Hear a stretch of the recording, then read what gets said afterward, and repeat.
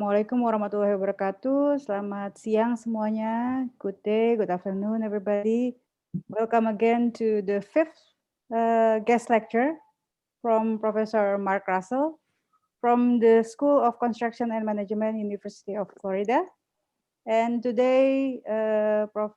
Mark Russell will bring us the theme about sustainable indoor air quality. Okay, maybe before that, what about if we discuss a little bit your homework, Prof. Mark? Certainly. Yeah? Yes. Okay. Please go ahead, Prof. Mark. So what I was looking at was what do you consider as the most important design element relative to indoor quality? What if you think of your own situation, what do you design into buildings, right? What do you like that enhances your indoor, your being inside?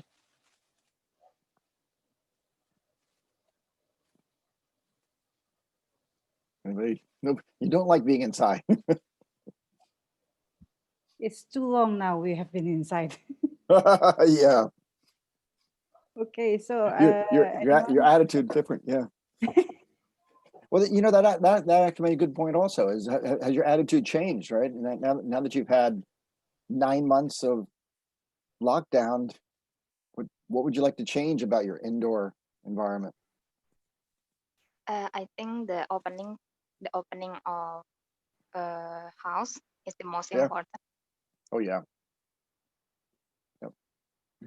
We'll talk a little bit about the getting fresh air in during my last section when I talk about the COVID issues, and so, but that's an interesting one. We'll kind of touch on that in a minute also about the opening of the house, and so, but that's a good one.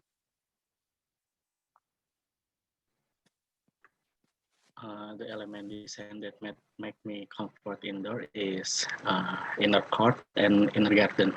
So In the court? Suaranya inner court and inner garden, backyard. Ah, yes. Yeah. Or something like that. I'll share a recent architectural guide for disease control, and they talk about that whole idea of trying to design for these outdoor spaces, and so hopefully you can find that useful. So good. For me, it's opening and water. Water. Yeah. Interesting. Oh, that's a unique one. We didn't even cover water as one of the sustainable ones, and so yeah. Water's a really good one. The LEED rating system gives credits based upon views of things like water and nature, or an enhanced area for that. So it's good. It's good. I like that. I think it's interesting, Inka. What about the water actually? What happened with the water? I like the element of like a small pool, like a fish tank, or in my house I make a waterfall inside my house. It's my home. Wow. Yeah. So it's the sound of water in the living room. I think it's very calming for me and my family. That's really interesting. Which it would take me probably 5 minutes to find it, but probably about 5 years ago, I was doing a sustainable rating on a cancer research hospital in South Dakota, right? So South Dakota is extremely cold environment, and everything's indoors. And so they wanted to make it a lot more user-friendly. They wanted to bring in that calming feeling. So as soon as you walk inside the atrium, they had 2 huge waterfalls, right? That ran all the time. That that kind of real, and it was just this beautiful experience. It was probably one of the most beautiful buildings, that where they brought that inside and in there and tried to help calm down some of the patients. And so, yeah, interesting. That's good analysis. Mm-hmm. Thank you. Anyone wants to add more subject? Maybe plants. Yeah, because at the moment, I think it happened in Indonesia, Prof. I don't know about in your place, but I think people are starting to have their own plants, garden, anything, this kind of living material, aquascape, maybe, or maybe they also getting more in their focus into the animal, animal like cats or dogs, maybe inside the house, or fish, maybe. Yep. Yeah, everything's so they just direct any other concentration from outside to get it into outside. Oh yeah. Maybe if they can have elephants, they will do. I'm trying to find a picture of it's called the Avera Cancer Institute.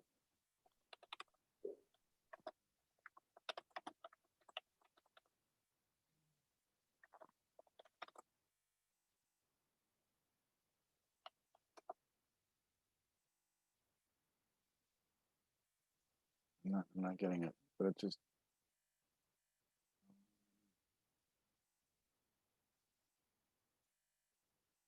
No, I was just trying to do a general search of it. And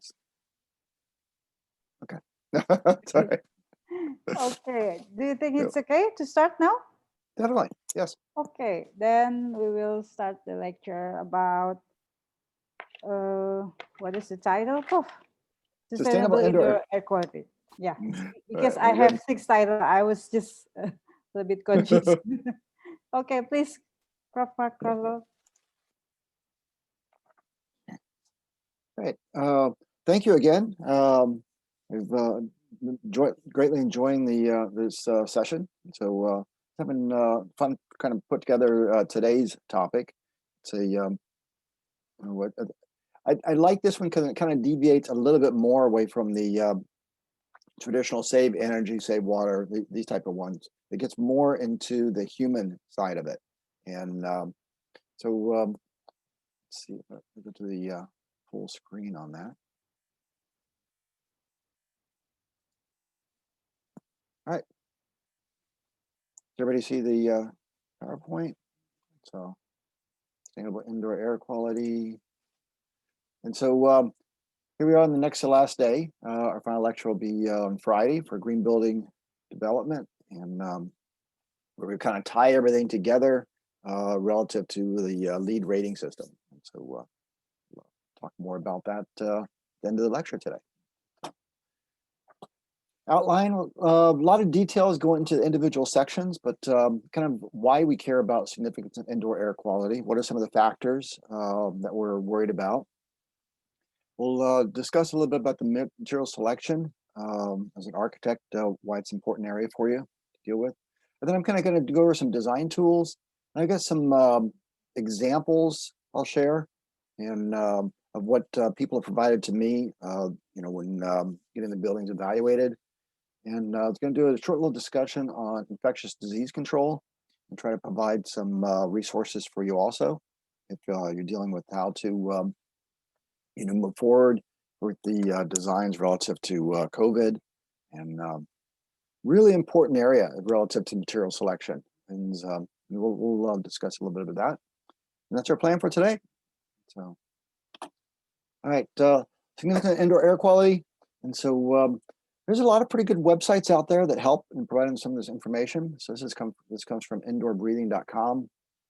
It talks about the number of contaminants that we're concerned about inside the homes, and what are some of the common air pollutants, and so it's kind of a good framework for that. So general statistics, Americans are pretty bad. We spend about 90% of our time indoors, and I was trying to get a number for what Indonesians spend, and the best I could find is they're mentioning that it kind of I couldn't get a really set number. I saw anywhere from like 60% to like 88%, right? It was kind of a window. What have you heard for how much do Indonesians, what is there an average number of how much time they spend indoors? It wasn't as bad as the Americans. Americans are one of the worst, right? I'm not sure, but I think it should be lower. Yeah, that's yes. yeah. I saw a variety of numbers around it, but nothing really specific. But regardless, we still, the numbers I saw is pretty much everybody spends more than half their time indoors. When you consider, you're going to spend a third of your time asleep, right? Hopefully that's indoors. Plus you got time working. And so we spend so much time indoors. It's a major factor, right? The air quality is always affecting us. And so one of the issues that comes up with is pollutant concentrations end up increasing, right? Because if you don't have really good ventilation, if you don't get a lot of good fresh air, your pollutant concentrations will increase over time. One of the unique features of this whole criteria area is it butts heads all the time with the energy savings one. And so from a energy standpoint, you would have, the most efficient of all would be no HVAC systems whatsoever. Don't move the air, right? Because if you move the air, you need fans. And so from the energy side, it says reduce the amount of airflow. As you increase airflow, increases energy. And so we actually had a problem with that earlier on, back in the 1980s, 1990s, when they had oil shortages. People were cutting back on the amount of airflow, and we saw increase in the concentration level as a result of that. So nowadays we have an issue with, a lot of times your mechanical guy, in order to bring his energy use down, they use a lot of recirc air. So you take a lot of the air from your spaces. And I've worked on a lot of buildings that are designed specifically to have 80% recirc air. You're only getting 20% indoor air, outside air coming in. And so what happens is your pollutants end up getting concentrated over time, right? All you're doing is recircing your pollutants. And so you don't get that full outside air as much. And so we'll talk about how during the pandemic, they naturally want all outside air. you need to flush out your building. And so we got to get those concentration levels down. And so older buildings and even new design buildings, try to find more efficient ways to not just recirc polluted air. Individuals most suspected contaminants usually spend more time indoors.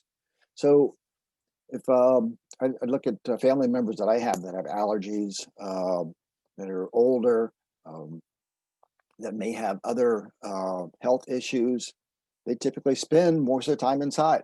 And it's quite contrary, right? They should be spending more time outside, but they actually, they like the comfort, control, and these type of features. And so it's almost like once you start having the problems, they put you in a place where you continue to increase that, right? Concentrations increase due to energy efficient construction and synthetic building materials. And so as architects in the past, they could make the problem even worse by putting building materials in that that hold in the contaminants, that don't allow for free moving air, that emit contaminants themselves, and we'll talk about the number of things that'll do that. And so then they come along and use pesticides, use cleaners that have additional chemicals, and they continue to release those into the indoor atmosphere. And so there are a lot of things you can do as an architect to minimize this whole last area, right? That's kind of your focus of what building materials can you use, what can you install, so that it doesn't keep the contaminants in, so it doesn't release contaminants itself, right? And we'll kind of discuss some of those areas. Typical pollutants. So we'll spend most of our time talking indoor air pollutants, but I just want to talk briefly about outdoor air pollutants, especially when I started to look in the research on this and some of the issues with Indonesian outside air pollutants. The documents I saw were that Indonesia doesn't have an outdoor air standard. Is that correct? I saw a whole report from the World Bank that said, you're trying to get one approved, but never got approved. Is that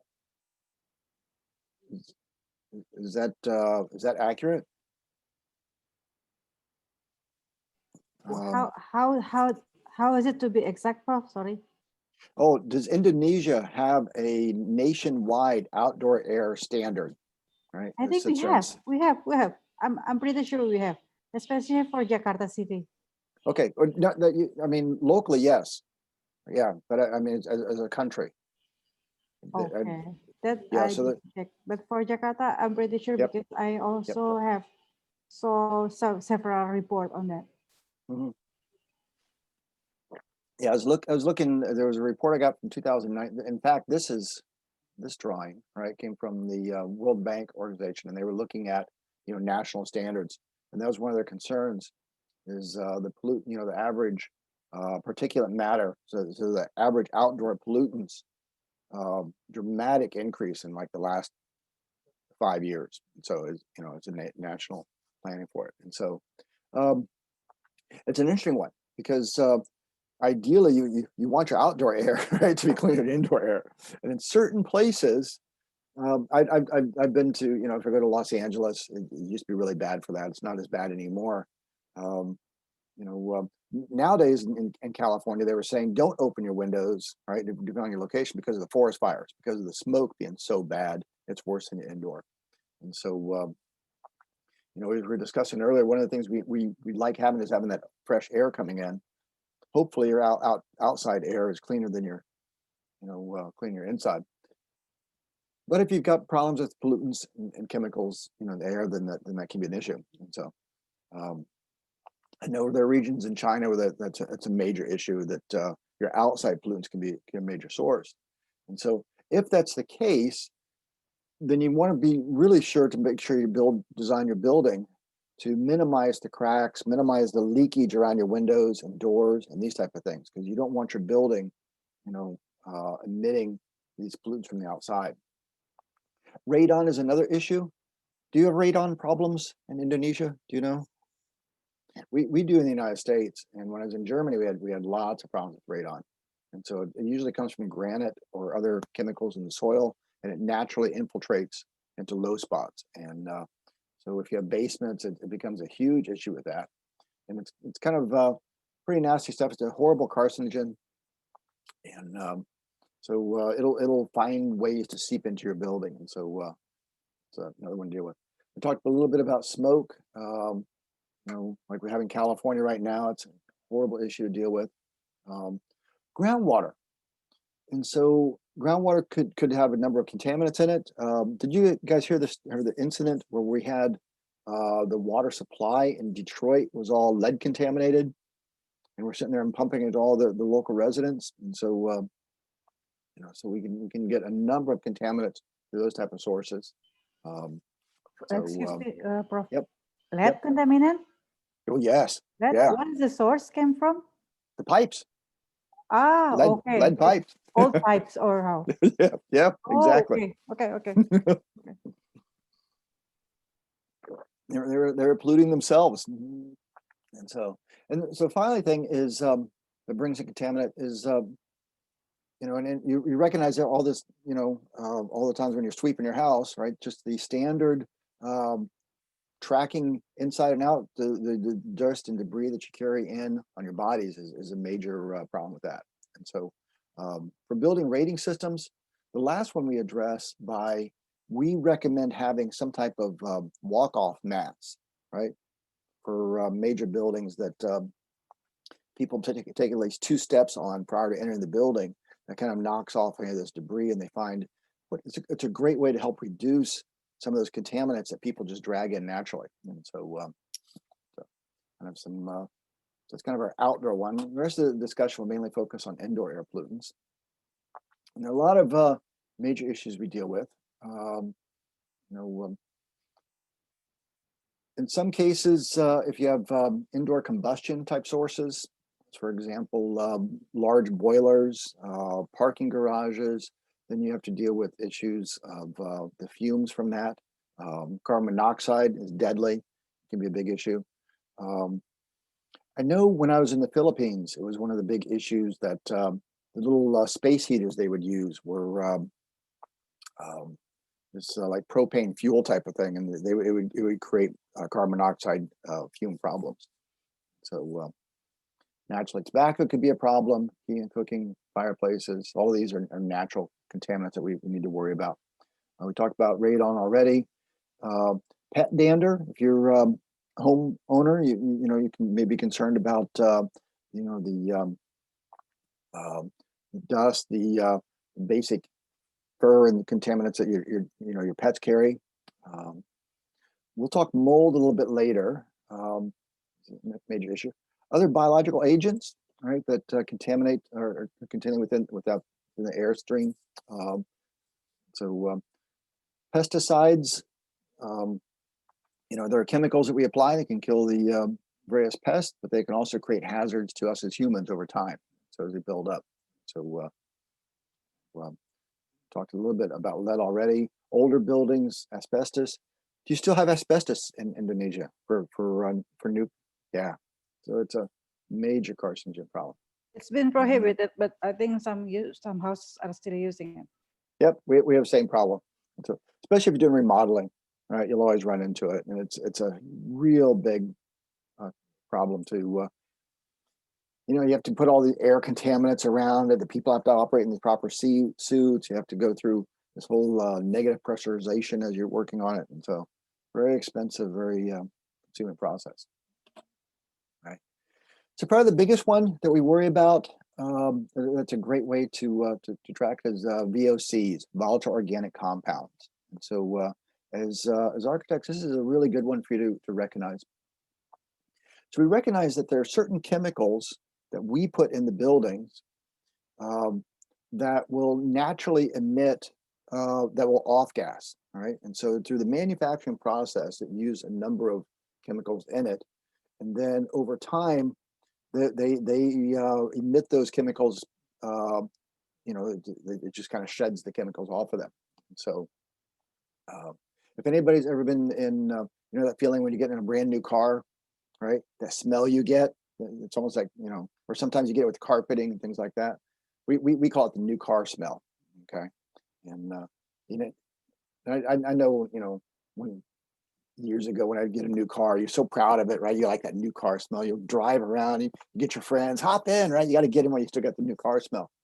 And so what you're smelling is carcinogens. You're smelling cancer-creating agents that are being off-gassed from the plastic, the carpets, and these type of things. And I think we're such a strange society that there are car dealers that will actually wrap their cars in plastic and put them in the sun to enhance that new car smell. Right? It's like, really, right? Let's get more carcinogens in the world. Okay. And I was driving down the interstate a couple of years ago, and I stopped at a place, and they were selling these little car deodorizers, right? And it's like, if you don't have enough new car smells in your own, right? Why don't you buy some extra ones? Right now, I don't think these are the carcinogens. I just think it's so funny that as a society we like that smell, but now that new car smell, you often get it also in a new building smell, and again, that's all the VOCs. And so it's one of the things that I like about when I do building assessments, doing a site assessment. As soon as I walk in the building, I can tell if they've done it properly. You can smell it. If you smell, that all those, new carpeting, new plastics, new chemicals hitting you, then something's wrong, right? That means they haven't used the right VOC levels. And so VOCs are pretty nasty. Usually, applied under high vapor pressure with low water solubility. So when you inhale them, they're not going to move through your body that fast. And that's part of one of the problems why these chemicals can be so hazardous to you, so bad. Inside, over time, their concentrations increase dramatically. It can be 10 times higher inside as opposed to outside. We don't care about the VOCs on the outside. The paints that you use on the outside of your house, right? For a sustainable standpoint, we don't evaluate it, all right? The roof shingles, things like that, because the air will carry this away. We're worried about the inside. And so the known carcinogen effect of them. So sources of VOCs, the biggest things, the most common ones that jump out at you, like the carpetings, the floor coverings, your paints. Paints put out a lot of VOCs, wood preservatives, cleaners, disinfectants, pesticides. But the biggest ones are probably your floor coverings, and your paints, and your adhesives, sealants, these type of things. And so, 20 years ago, when we first started looking at a lot of this stuff, if you went to your local retail store and asked, I want a low VOC paint, they look at you kind of strange. Nowadays, it's actually, very common, very easy. Nice, clear labels usually indicate low VOC.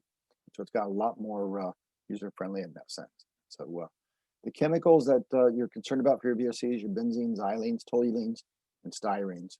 And so, we establish certain limits what they are. So, so it's a lot of our typical indoor type materials that we worry about. And so as architects, you're speccing it out. You're saying what you want for these criteria. So you have that control to determine whether or not you're gonna make it low VOC or not. The good news is it's not as expensive as it used to be. To get low VOC used to be, almost twice as much as non-low VOC. Nowadays, depending on the product, it's virtually the same cost. And so, it's not a huge burden to request this. The performance level for them, these materials, is the same as non-VOC. So there's really not that much reason why you would not pick a low VOC product. So mold.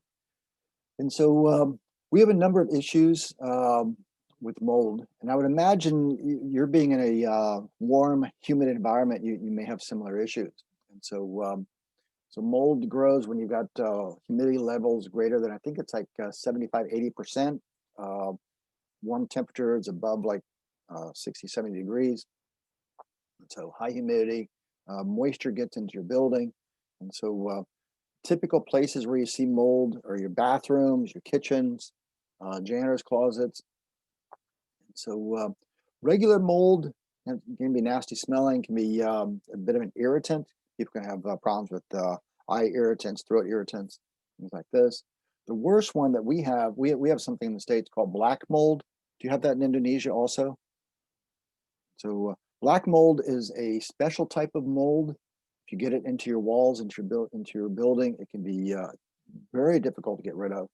And it can actually be deadly because of the spores that are in that. As you're inhaling them, it can create other problems with your immune system. You get very sick as a result of black mold. And so it's a major concern that we have. And so so what you can do to help prevent mold, it's actually relatively easy from an architect standpoint. And so by simply requiring your paints to be mold resistant, your fiber boards to be mold resistant. And so we use something that's called a green board for any wet space areas. It's very mold resistant, so it prevents mold growing within it. And so by specifying up front that you want mold resistant finishes, mold resistant materials, you can help reduce some of this, some of the growth of this. The other thing to consider is how to avoid, allowing the moisture penetration. Do you use vapor barriers? Do you use proper interlocks of your building systems? To avoid having the moisture get inside. So, but from a material standpoint, the whole idea of specifying that your products are mold resistant is a great way to assist with that. And so essentially they have the 4 Ds for controlling it. Deflection, keep the moisture out, right? Drainage, any place where you do have moisture coming to your building, make sure you have drainage systems that remove that. Your bathrooms, kitchens, for big common areas, big common kitchens, I should say. You usually have a big drain for those. Drying, have some method in which the moisture gets pulled out of the air, dries it out. And durability, use products that can clean easily, that don't absorb the moisture, that don't keep the moisture in them, and that have a long lifespan. And so this is probably one of the other ones. As an architect, you have a lot of control over that durability issue. Selecting products that known to last longer, than higher quality materials. So, all right. So some of the effects on human health. due to your indoor pollutants. Easy ones are things like irritation of the eyes, nose, and throat. If you've ever been into a space that's got a lot of contaminants, you can often feel that. It feels like you want to sneeze, your eyes start to itch on you after a while. You may get a little scratchy throat from it. Over time, you could end up getting headaches. Some people get dizziness. One of the things, if you work in a place that doesn't have good air quality, it's easy to feel fatigued. Over time, working in this, right? Naturally, if you have lots of contaminants in the air, over time, you can get respiratory disease, heart disease, and cancer from it. So it's a major issue, right? Link between certain indoor air pollutants and health effects is well known. We talked about carbon already and the creation of lung cancer problems. Carbon monoxide from the combustion processes can be lethal, right? It's pretty straightforward. Legionnaire's disease is pneumonia-based disease, bacterium, and that can be deadly also. And so you can get Legionnaire's disease due to high moisture levels in your air conditioning. So we don't like to use ductwork in our air vents because it'll build up the moisture, and the moisture will continually blow on you the problems from that. So a number of issues we deal with that. A lot of pollutants are considered asthma triggers. And so if a person is susceptible to asthma, then things like dust mites, pet dander, smoke,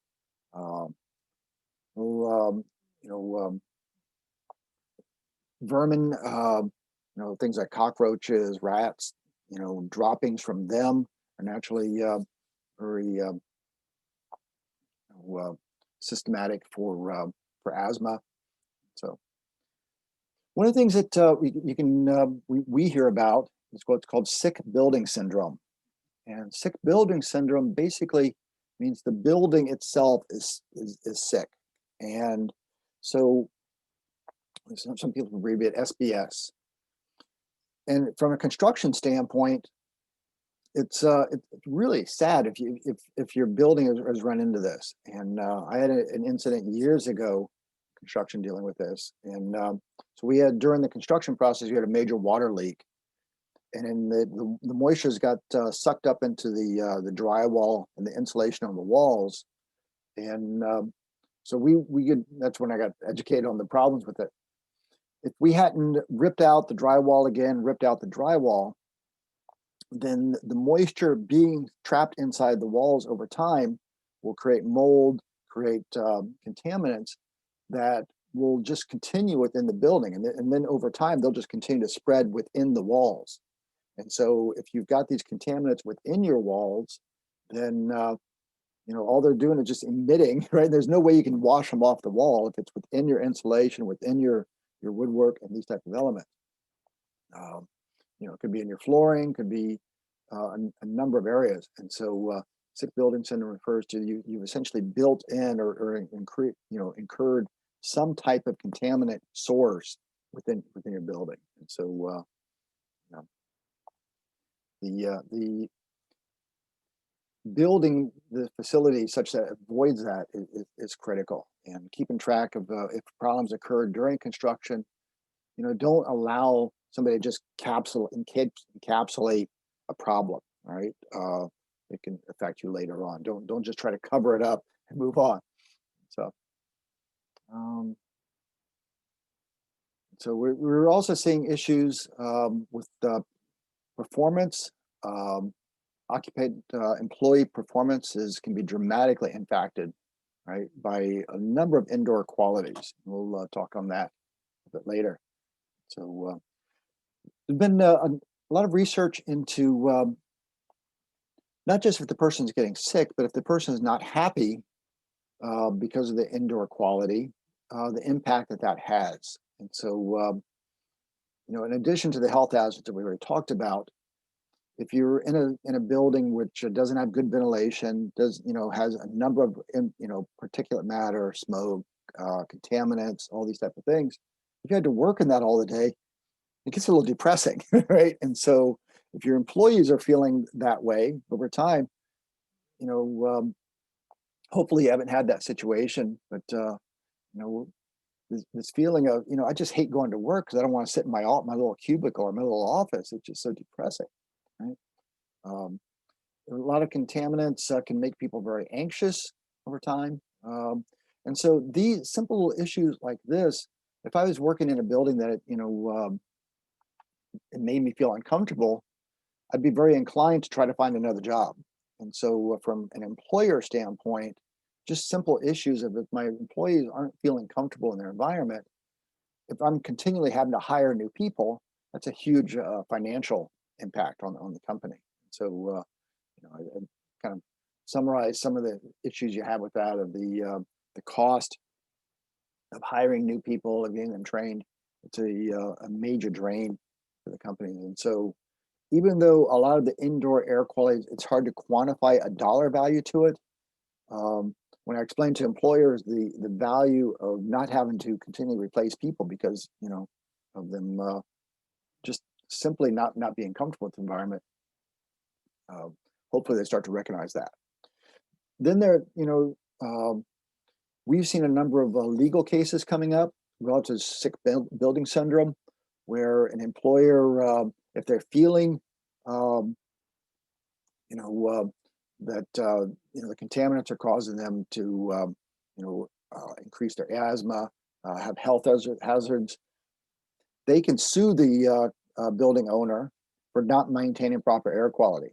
And so naturally, it's a major issue for the companies. So one of the things I often recommend for building owners is doing an initial building air quality monitor before people move in. So you can establish this baseline level of what are the contaminants in the air, what are the potential problems, and then you can annually track that and make sure that you're not getting worse air quality over time. So, employers can recognize a number of financial side of this also. Hopefully, they want to improve the air quality just because they want good, happy employees. You want a good, healthy environment for them, but there's that bottom line of dollar for them also with it. So big factor. All right, that's kind of our background type of stuff. Let's get more into some selection for materials for indoor air quality. Again, this is my building, Brinker School of Building Construction, Gainesville, Florida, and it was the first LEED gold building in the state of Florida. We had a whole section relative. I was trying to find my documents dealing with material selection, and so we did a whole thing about using linoleum, trying to pick materials that with zero VOCs, all low VOC paints. We have a lot of just raw concrete, so you don't have any carpet except in certain very limited areas. And so they really tried to look for the durability side, easy to clean, and not emitting any chemicals from it. So that was a good example of that. All right, typical pollutants in building material. And so some of the major categories are the degrading materials. Some things over time, they break down. If it's not a good durable product, then things like asbestos fibers over time will start to be released for friable type asbestos.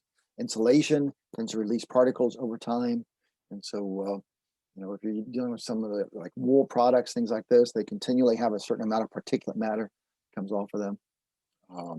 Over time, they tend to degrade. New products, the big concern is off-gassing. It's probably one of the biggest issues with those. And so the number of ways to reduce exposure to off-gassing, first kind of an inventory. As architects, you have the biggest control on that. You're good. I'll show an example of a project I recently worked on. What the architect provided me is as far as the list of the materials, how they abide by these criteria. Purchase used products. Used products have the advantage of they've already off-gassed, but hopefully, right by the time you get them. We'll talk about using the manufacturers, reduce the amount of carpeting, picking proper furniture, humidifying, avoiding PVCs.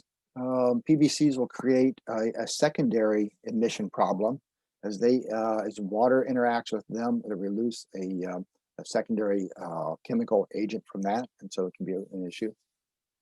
So label, circulate fresh air, a lot of things are common sense. Things out. So I think got the main side of those. Indoor contaminant sources through appropriate material selection. So this is from the ASHRAE Indoor Air Quality Guide. I'll show you a picture of that. I'll provide your website later. Really handy resource as far as the main ways to design the building, right, to reduce those indoor air quality. And so the first thing concerned about is the volatile organic compounds, your main elements, and what are the VOC levels. Again, this has gotten to be a very easy one to be able to meet the criteria on. So as architects, you can look at it from one of two ways. You can sit there and say, I'm going to spec it out and say, I want 0 VOC or low VOC. Or you can get a lot more detail as far as the particular products you want for that. Semi-VOC products are products that don't have the typical high contents, but there are other ones. And so another one is the secondary emissions. This is where you put a product in and it interacts with another product, such as water, maybe different chemical interactions that then release additional emissions you may not have initially thought of. And probably the most common one we run into is PVCs and interacting with water elements. Abiding by indoor air quality guidelines, standards, and specs.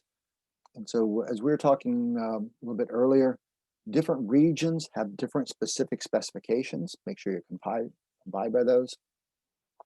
So using guides. So this is EPA's Shades of Green. I'll give you the website for that later on. I've got a number of resources available to help you in selecting the best products based on your location. So there are lots of publications out based upon people already researching what products have what impact. So manufacturers themselves have a number of products about that, and then keep tracking the emission behaviors. And so these are all actually further described within the ASHRAE guide itself. So it's a very handy resource for that. All right, some of the best management practice: select low emitting materials. Very similar to what we just talked about. Check the VOC data. It's very common to get that nowadays. So I'll show some examples of that.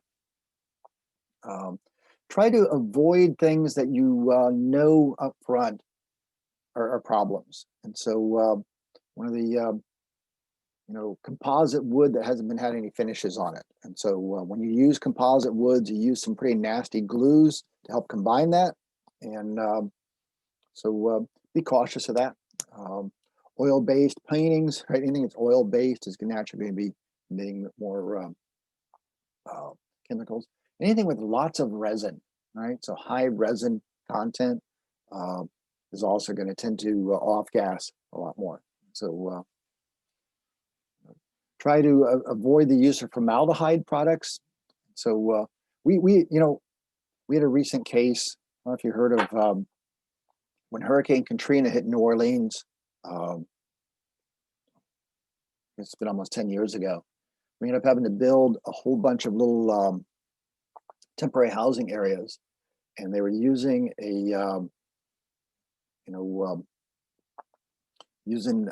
this plywood to help build those.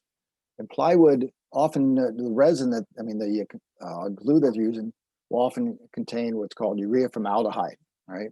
Urea formaldehyde is nasty stuff. Outside it's okay, but they ended up putting it on the inside of all these little sheds, and all the people were finding they were getting really sick as a result of that. And it's like, we went from one bad situation and we throw you in another one. So be careful of the formaldehyde products that you use. So another thing is try to limit the use of porous or fleecy type materials. They'll tend to attract chemicals into them. Pollutants will stay within them. They also can be difficult to clean. So limit the use of types of, we're not living in the 1970s anymore, so you don't see people with the shag carpets. So that stuff was really bad. Be cautious of the fabrics, upholsteries. These type of finishes can make a big difference. And the pollutants that they hold in. So select durable, low maintenance, easy cleanable surfaces. And so things that last long, solid, can take a lot of constant cleaning, are a lot better. We talked about the PVC-based products, avoid those. Watch out for the duct linings, all right? They end up holding in the contaminants and just continue to distribute it. And prepare a schedule of materials and identify all products. And I'll show an example of one of those, like I said, in just a couple minutes. So kind of the best ideas of what to do. This is also from the EPA's Indoor Air Quality Guide, and it kind of summarizes, right, some of the major emissions. So the sources of information for you, one of the classic ones is the Material Safety Data Sheets, MSDSs. So in the United States, we require this for all of our major products. They have to have a sheet that spells out what are the chemicals and what are the hazards of those products. And so they will often they have to include the VOC levels. And so you can get that directly off of that. There are also a number of other resources available. Ideally, manufacturers do their own testing or get third-party testing, create databases, and then you get the labels. And so labeled products can quickly tell you it meets this particular criteria. So these are your ways of validating, the criteria the buildings meet. And so as architects, as general contractors, you want to specify products. What the most common thing I see is that the architects will include in the specs that you have to be low VOC, you have to, or you have to meet certain sustainable labels, right? We want green label certified products for these type of criteria. So in Indonesia, you have the Green Product Council, and wonderful resource. And so I was looking through this site to try to find some interesting things with it. And occasionally I'd run into problems. I have some slight issues, a few issues with the language on that. And so I very quickly, I saw this product and I was like, that looks nice. I'd like to have that. And it's certified. And so when I went further into this, I thought this is really neat stuff, right? One of the things about it improves quality of life by reducing the risk of disease caused by bacteria. It's I guess it's a tile finish. Does that sound right? And then cost-efficient environmental care, caring for the environment, reducing the use of floor cleaning chemicals so as not to cause water waste that pollutes the environment. I thought it's perfect, right? Sounds like a really good type of product. And so I like that about this website, and that it takes you to the various products, it explains the benefits to it. It's got a certification process.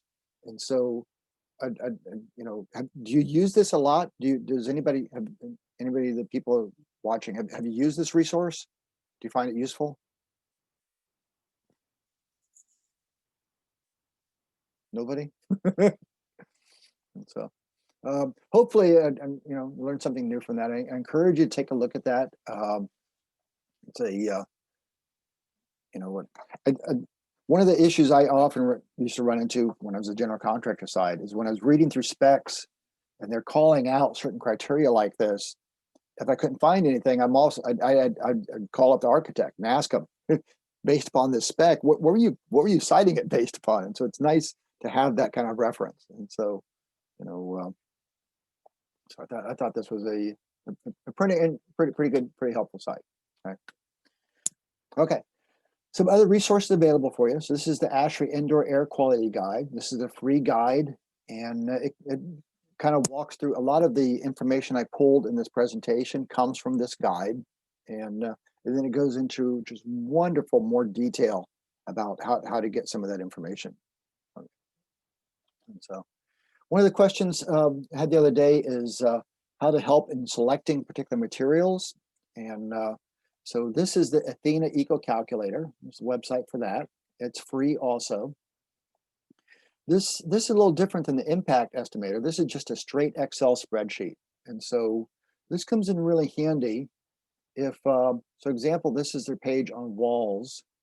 and you can go through and it will tell you the values, right, of how much fossil fuel, global warming potential, acidification, health hazard, eutrophication, ozone depleting, smog potential. And so picking various ones, it will tell you the quantity of particular contaminants relative to criteria. This is per square feet, right? And so based upon this one, for example, if I'm comparing between insulated concrete and I want one that has the least global warming potential, then I'd pick this particular product, right? You can see, well, actually this one, the steel stud wall is my lowest one, right? And so I think it's a really handy resource in the design phase, you know, based upon what your criteria is. It's a good way to try to find something compared to other alternatives. It's a nice way to help start you in the direction of what may be the least contaminant, right? And so depending upon your location and your criteria, you determine which one is the biggest impact that you're relative concerned with, and they can help in that. And so it's a huge list of all the various wall materials. They do floors, they do roofs, they do all these various criteria. And so I recommend you get it for free. Take a look at it. My biggest concern I have for this is these values are based upon climate regions, and unfortunately, they don't have a tropical climate region. So you pick the closest thing to you, right? And in our case, I ended up picking the Atlanta, Georgia one, and it would probably be for if you're downloading it, I'd recommend that also. All it's doing is it's saying, is it a cold climate? Is it a warmer climate? And it's just used to set that baseline for comparison. And so don't get don't get too bothered by the fact that you're not picking your exact climate, right? As long as you're starting with they're all relative to each other, you'll be fine in using these. So, all right. So this is actually a project I just got this yesterday, in fact, from the architect. And so this is a resort and casino in Las Vegas, and this is so they've taken. This is the Athena impact estimator. And so you load into the impact estimator all the criteria for the building. And then it tells you the proposed building is the yellow, the baseline building, typical building in the region is the blue. And you can see that it's lower levels for all your various criteria. And so, again, this is free. It's a little bit more complex than the calculator, because you have to sit there and load into it and tell it, how many square feet of wall, what my wall is made of, what my windows are made of. And it's not a difficult program, but it takes you a little bit of time the first time you use it.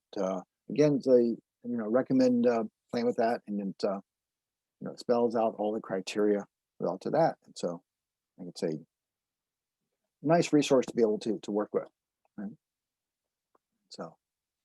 Other options.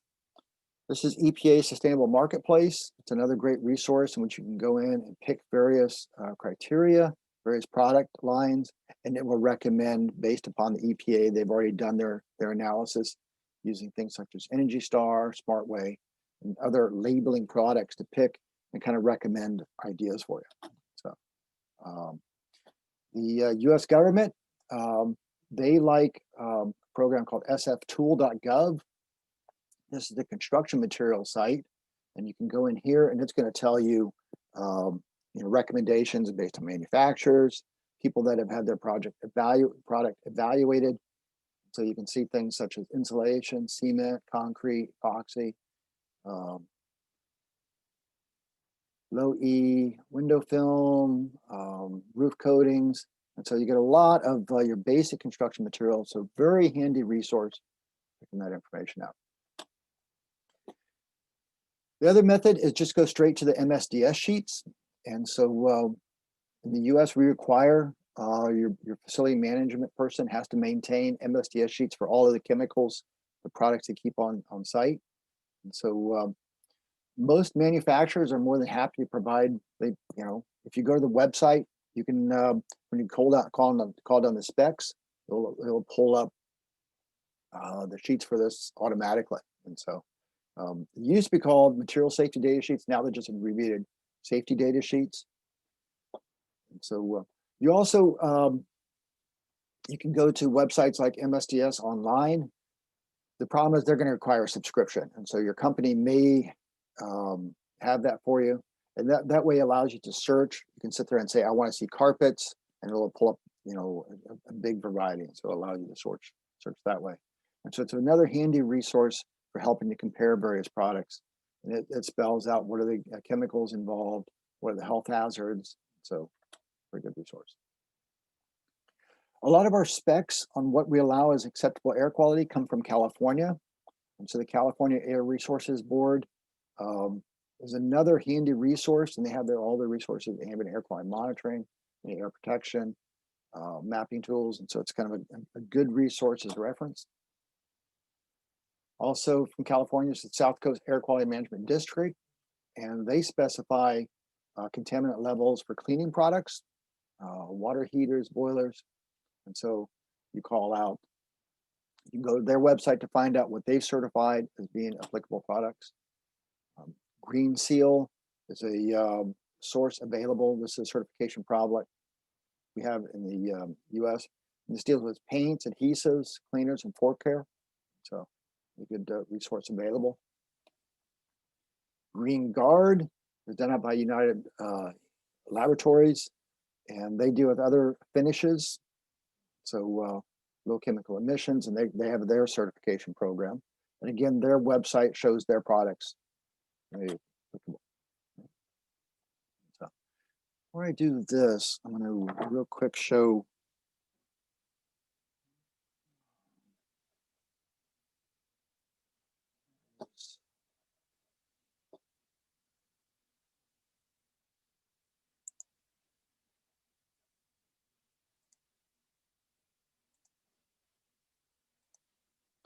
All right, so this was a project I worked on in July, another Las Vegas project.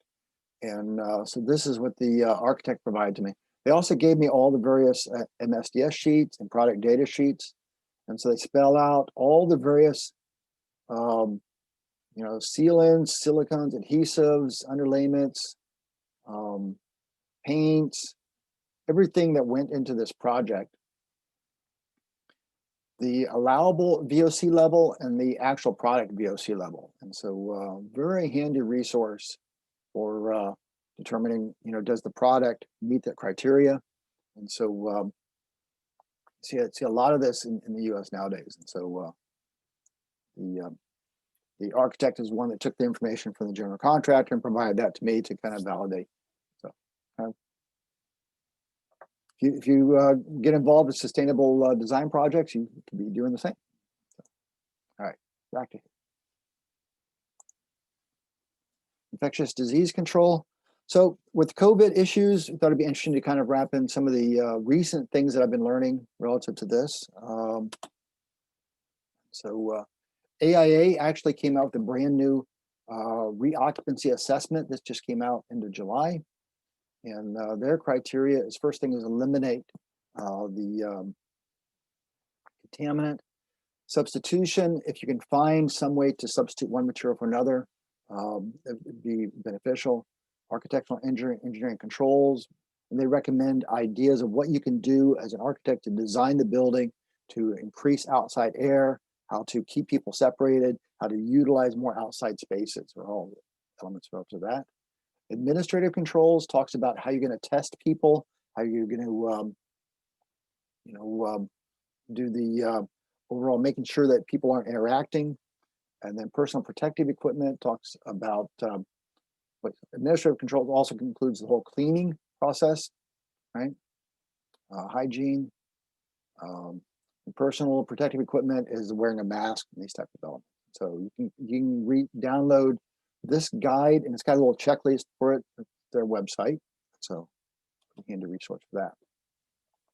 I thought this one is interesting. This is a group that of architects in the US, and they came out with the COVID-19 design guide.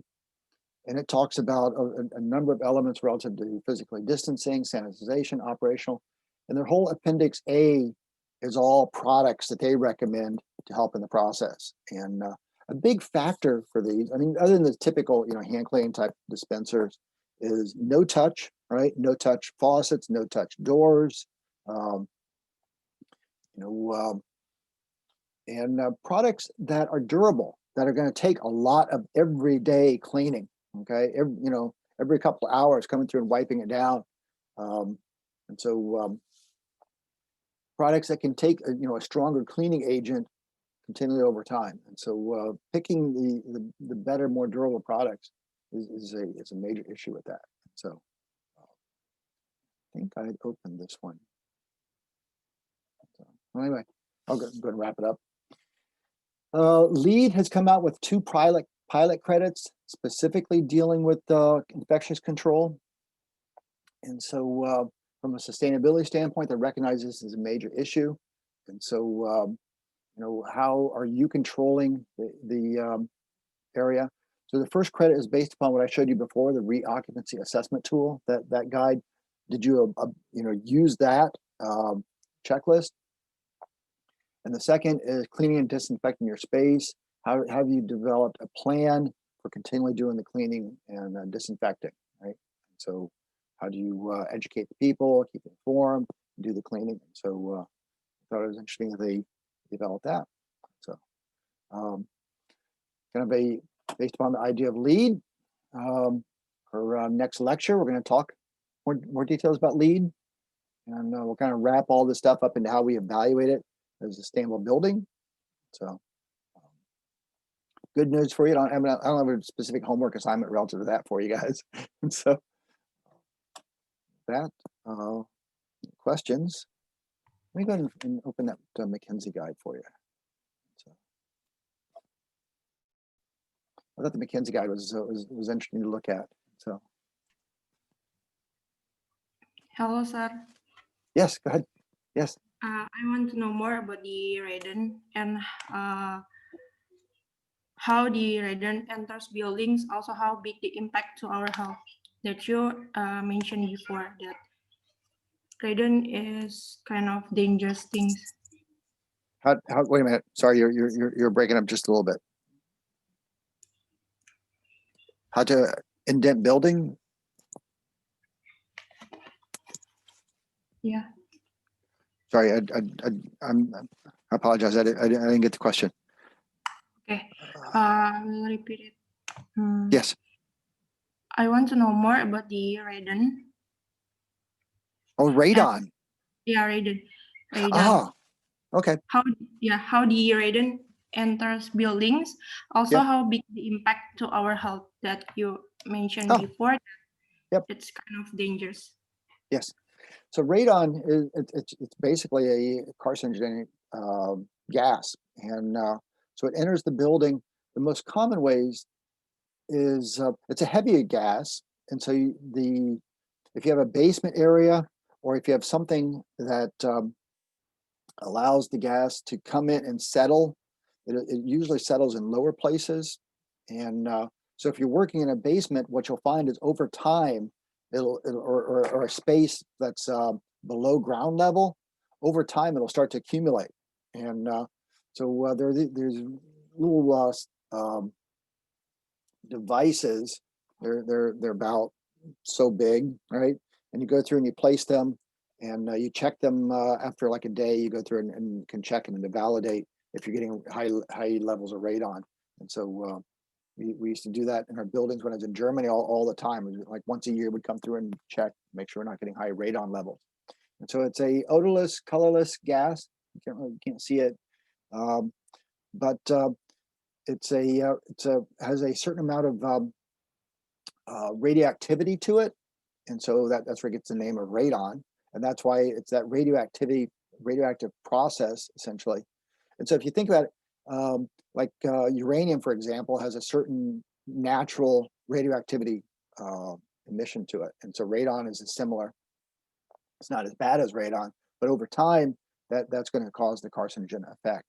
And so the thing they found is it's relatively easy to clean out. You just got to ventilate it, right? You got to ventilate it out to the atmosphere, because once it gets in the atmosphere, it dissipates. It's only when it gets in concentrations, concentrated areas, that it becomes a problem. So, the thing you may be concerned with, if you have lots of granite is an area, product that carries a lot more radon. And so if you have lots of granite in your building, you may get radon concentrations build up with that. And so if you find that happening, then you got to make sure that you have a good ventilation system that, you don't want any accumulating in your spaces. Does that help?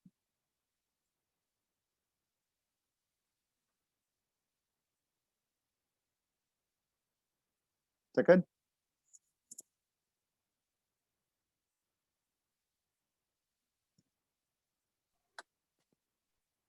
I think it's okay, Prof.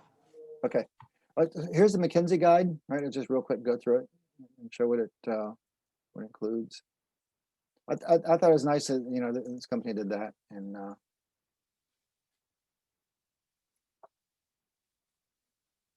now it's kind of slow and all, right? Talks about outdoor spaces, how they recommend spacing, shared spaces. So like I said, you got the link so you can get this, you get to the end where so all these guides on how to get the spacing of people. Now it gets into products, signs, all these touchless features you can use, type devices. Then it gets into various equipment, right? That's more durable, that allows for partitions. And mechanical solutions. Right. So that was, an engineering resource that came out. So we were certainly seeing a little bit more of that. All right, what are the questions you have? Okay, thank you, Professor Mark. So please, questions from all of you, please.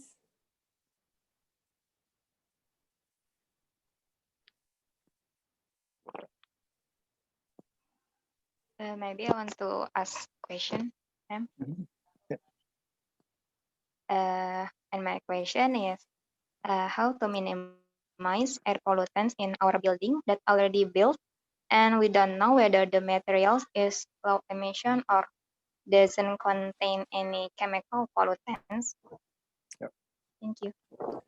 Well, the good news is, if it's been built and it's been built for a while, hopefully your VOCs have degraded, right? Hopefully, and usually they degrade within a couple of years, and depends upon the contaminants, and so you can generally get that feel by if they don't have that new building smell to them, then a lot of the really heavy contaminants have hopefully gone away.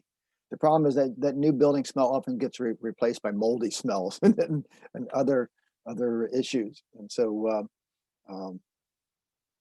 I always tease my students about after a while you go through a phase, right? You start the new building smell, then you go to like a moldy smell, and then you get that grandmother's house smell, right? I don't know if you have the same issue. When I used to go to my grandmother's house, it always has this old smell to it. And so it's a different level of contaminants that you're dealing with. And so as for older buildings, there's a number of issues you need to worry about. I think one of the big things you start to worry about is moisture entry into the building. You want to really watch out for the mold type issues.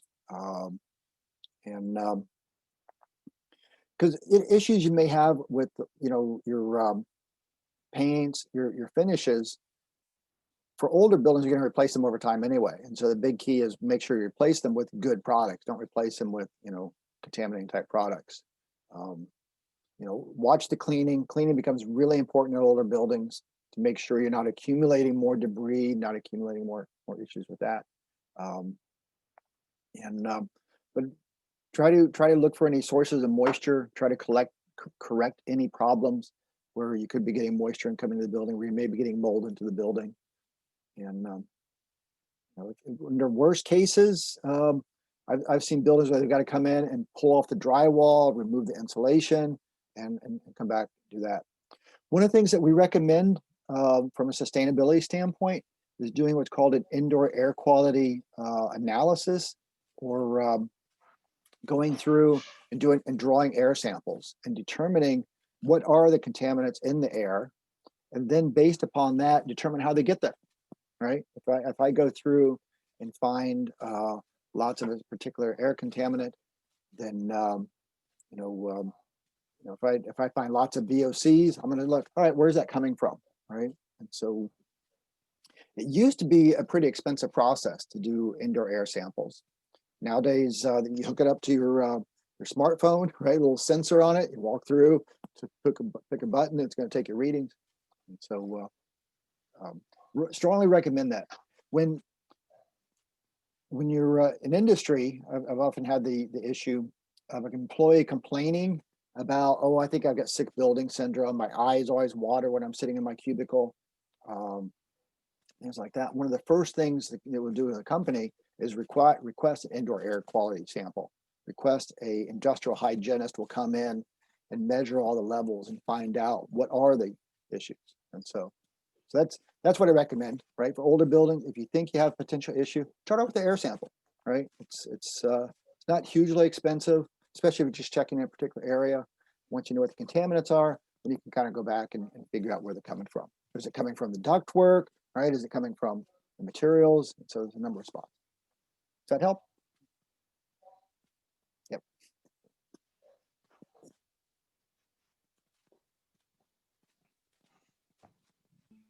Yeah, this is one is you know, that from a maintenance standpoint, you have to deal with all the time, and that hopefully a lot of the issues can be resolved in a process. I didn't even talk about it in this because it's not really the material side. Is you can resolve a lot of the issues by doing a good commissioning of your building. Do they require in Indonesia? Does the government require all their buildings to be commissioned? You know, Which type of commission, Prof? commissioning is prior to occupancy. You come through and you test all your mechanical systems. You turn on all your air conditioning to full speed. Then you start shutting off valves. I'll shut off this valve over here. I'll shut off this one over here, and check the airflows. Do the airflows meet exactly what the mechanical engineer designed it to be? Do the temperatures regulate exactly like the mechanical engineer? And so you do it all before anybody moves into the building. And I have never done one in which it ends up being exactly what the mechanical does. And usually they end up finding, oh man, you'll be amazed at the things they find. Right?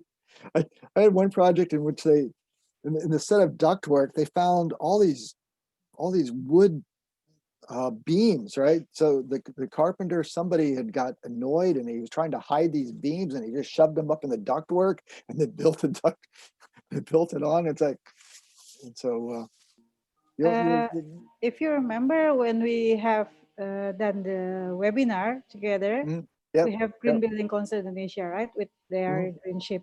One of the elements that they evaluate is indoor health comfort. And we have the what they call, before the building is being built or occupied by the users, they normally test it. But I don't know, maybe Mbak Eki have their own specific regulations. Eki, can you add? Iya Bu, tapi dalam bahasa nggak apa-apa Bu. Ya, kalau untuk bangunan yang regulasi dari pemerintah itu sebenarnya diawalin dari IMB ya Bu ya. Kalau bangunan baru ini kasusnya di IMB itu juga selain dari desain itu juga dilihat dari segi mechanical electricalnya juga. Dan itu kan terkait dengan penghawaan juga ya Bu ya. Nah kalau untuk bangunan yang sudah jadi itu nanti ada peraturan yang namanya SLF Bu. Nah SLF itu nanti dia yang akan memastikan kira-kira dari bangunan yang sudah disetujui IMB-nya kemudian dibangun, kemudian akan dioperasikan, itu tuh apabila SLF-nya itu sesuai dengan perencanaan di awal, berarti sudah oke gitu. Dan untuk bangunan yang sudah berdiri dan sudah mendapatkan SLF, itu juga ada jangka waktunya Bu untuk mendapatkan SLF berikutnya gitu. Jadi kontrol dari pemerintah kemungkinan dari sisi SLF ini gitu Bu. SLF Ya. singkatan apa ya Mbak Eki? Surat laik Nih. laik fungsi. Fungsi. Ya. Oke. Laik fungsi. Ini buat rumah rumah buat tangga semua bangunan. Bangunan. Buat semua bangunan. Oke. Oke, then Prof, makasih Mbak Eki. Prof Russel, I try to translate the what Mbak Eki just said. Thank you. We have, even it already start during when we submit our permissions if we want to have a building. So it's like prior from the building exists. And also after it is being built, they also check whether this condition is actually the same as we proposed, like checklist. I think this is the answer. Yep. Excellent. Okay, is there any more questions from you guys? Yeah, please. Okay, thank you, Prof. Russel. Sorry, maybe my background is dark because electricity is blackout here. That's fine. So it's energy efficient. And then from your presentation about Athena Eco Calculator, I looked at in you present about precast concrete cladding. Yeah. You see that in your in Athena Eco Calculator, precast concrete cladding is give the global warning per feet is 20, and then the give fossil consumption is 196. It means more, much more than another, like a wood and another. So contributed this that are not small compared than wood cladding or other. Even though this is the most widely used in building and commonly used because it is efficient and economical for precast cladding. So I want to know what is the future of similar material in their use, because we know that building construction is continuing and cost economically efficient. What about that? Yes. Yeah. The reality is that it's so much cost driven, right? From an owner's perspective, they want the cheapest thing possible, and so trying to convince them to go more sustainable. What's the least impact is one of those continual challenges that we have to deal with. So I'm going to see if I can pull down the my calculator. So sorry. Oh, sorry. It's not opening. I had it opened earlier, and so I was going to try to show the values to compare. Yeah. So it's one of the challenges we always have to deal with is the cheapest thing is usually not the most sustainable, and so you try to get compromises as much as possible to try to keep the cost down while also trying to save sustainable. And so trying to convince the owner is always a challenge for that. Yeah. Now, the other option is that the impact estimator is intended as a big picture overall industry evaluation, right? And so it's using numbers based upon an average across the industry. You can get products that are more sustainable, and so by using some of the various tools that I was mentioning, right? sftools.gov. I think the product selection for the Indonesian product selection things like that. You can try to find products that have less, impact than those particular ones. And so that's also another ideal way that I recommend. And so if the owner is adamant, I want to use the concrete, all right, then try to find a more sustainable product for that. So. Yeah, okay. Mhm. Yes, thank Okay, you. Mas Yuri. Yeah, thank you. Okay. So, Pak Toga ada pertanyaan, Pak Toga? Do you have any questions, Pak Toga? Masih di mute, Pak.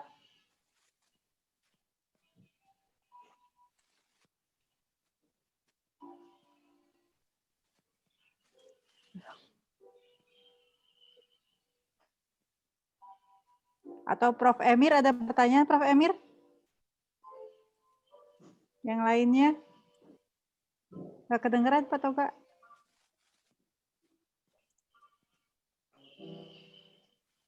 Belum ada, Bu.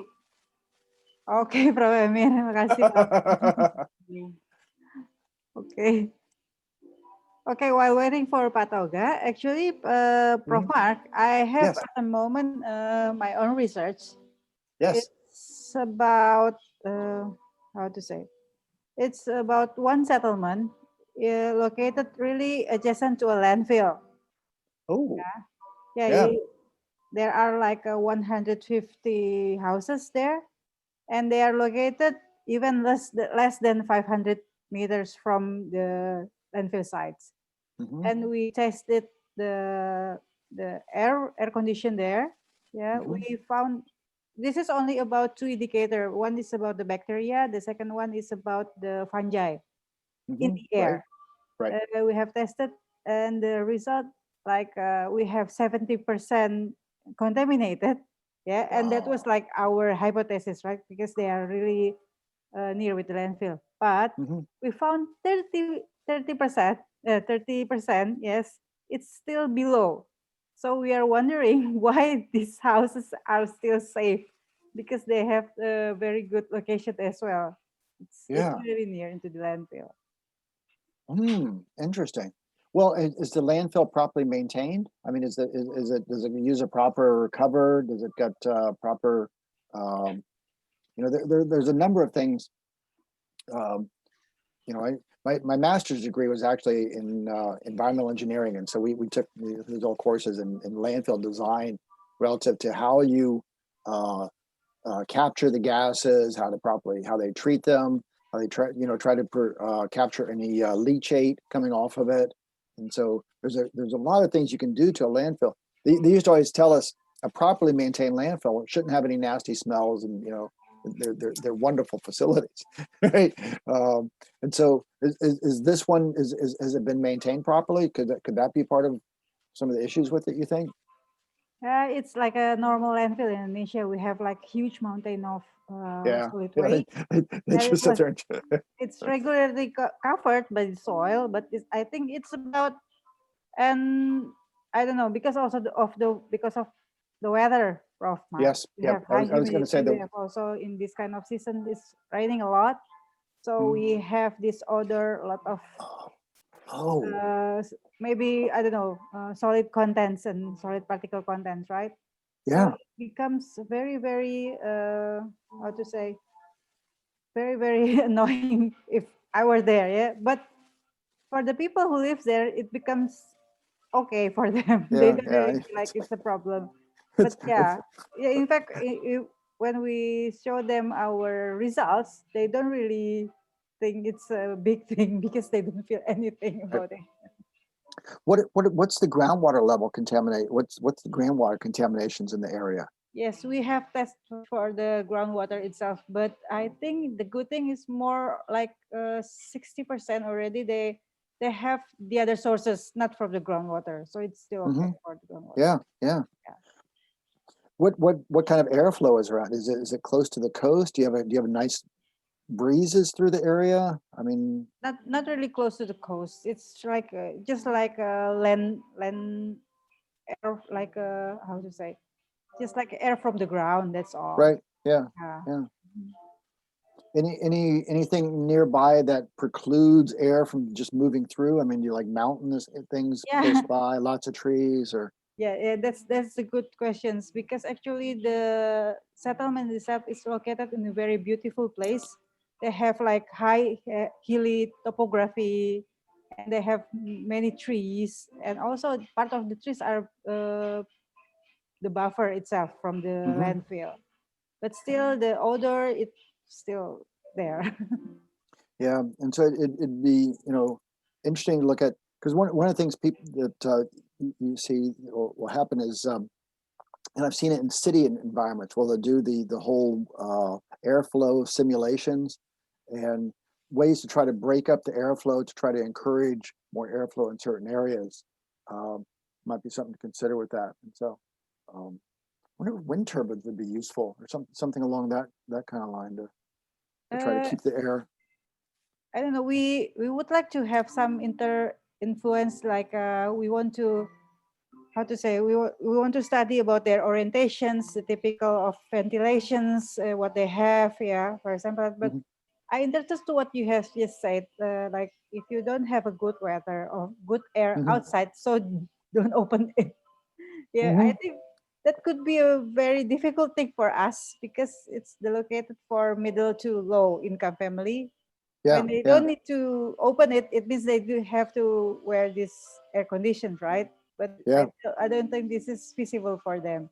That's also the case. Yeah.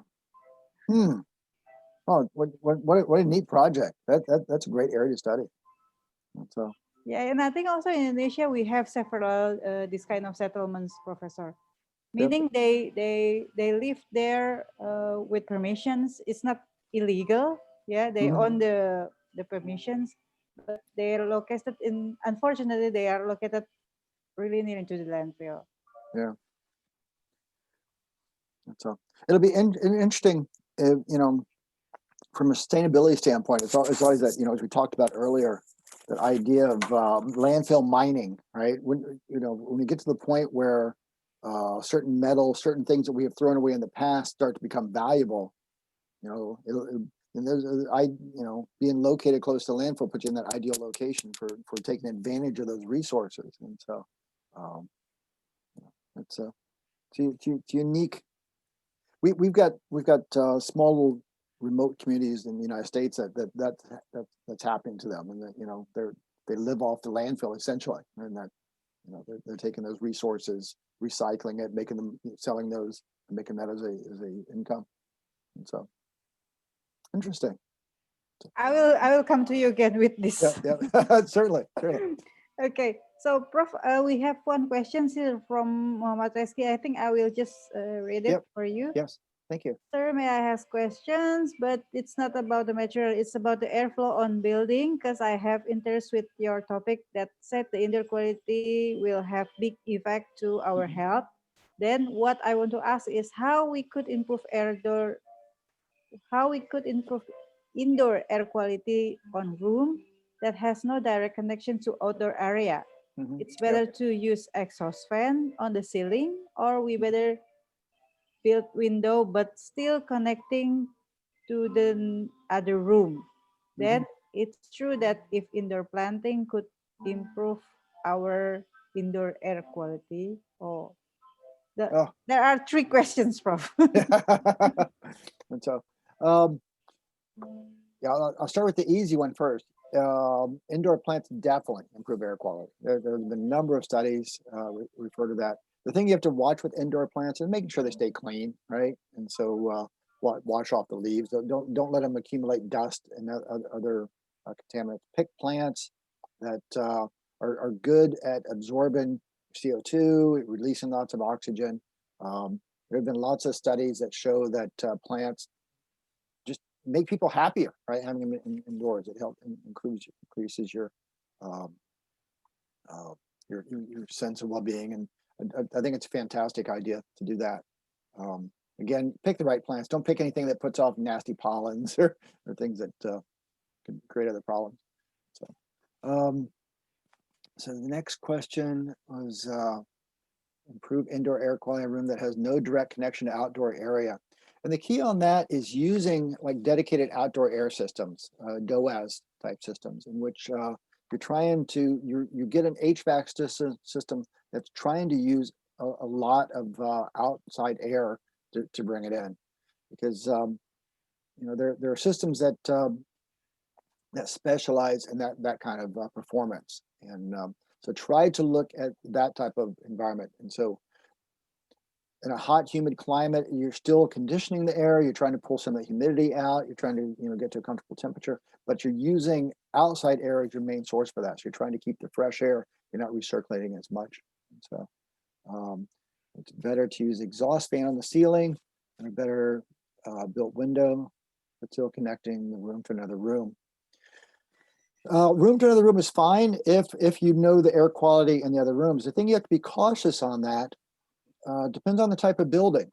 And so let's say, for example, if you have a fire in the building, sometimes they require fire dampers to isolate certain areas because you don't want to take smoke from one portion of the building and run it to another. And again, it depends upon the function of the building. Offices, connecting them is very common. You don't want to have contaminants. If you have you know, nasty smells, contaminants in one room, you don't want that running into another room. Other thing, in addition to the air side of it, there's a whole noise side, right? And so if you start connecting rooms with a lot of ductwork, you'll find ductwork is a wonderful thing for connecting noise also.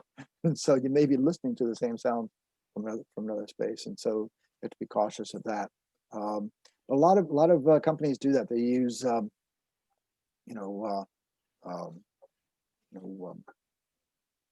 fan box units, right, to distribute your air system to a lot of the different spaces.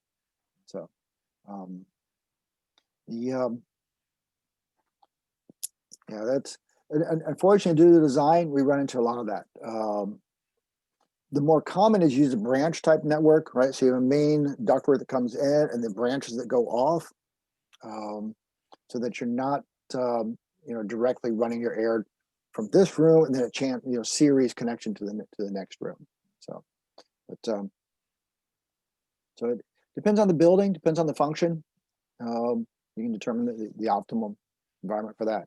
I'm trying to think. Our guides that we use for the airflow, the ASHRAE guides, the ASHRAE 55 deals with thermal comfort as far as setting your temperature levels, and our ASHRAE 62 and deals with their ventilation. It talks about how much ventilation you need in your spaces and where that comes from.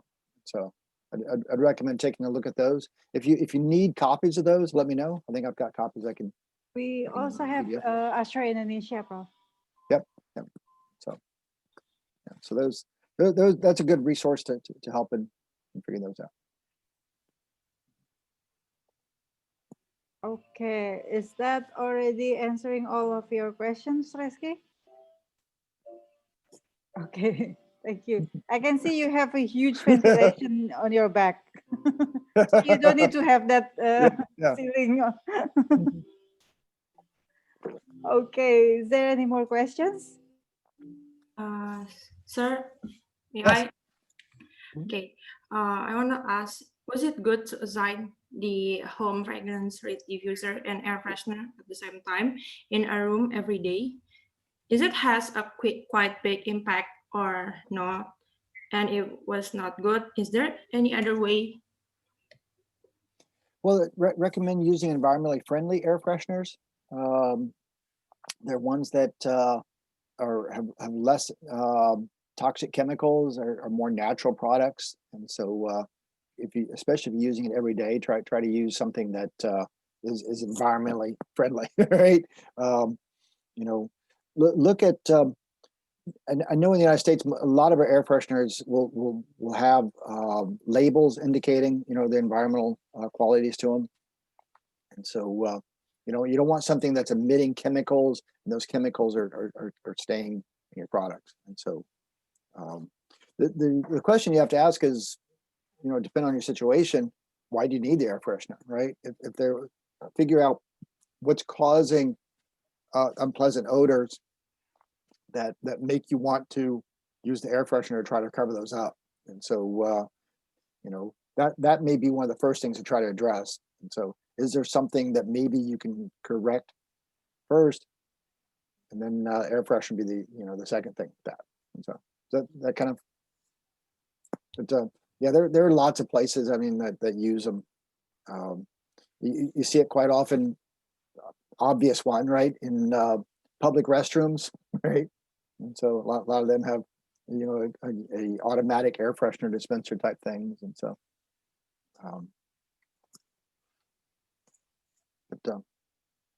Yeah, just try to pick the most, environmentally friendly. Thank you, sir. Mm-hmm. Okay, then, is there any more question? Because we are about the time already. Okay. Professor Mark Russel needs to sleep. That's gonna sound strange to you guys. It's like it's 2 in the strange. afternoon. It's strange because we still have sun.